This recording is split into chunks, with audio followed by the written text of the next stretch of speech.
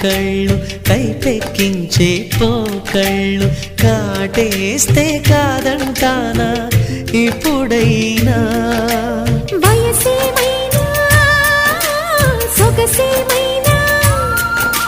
my మరపించే మనసేమైనా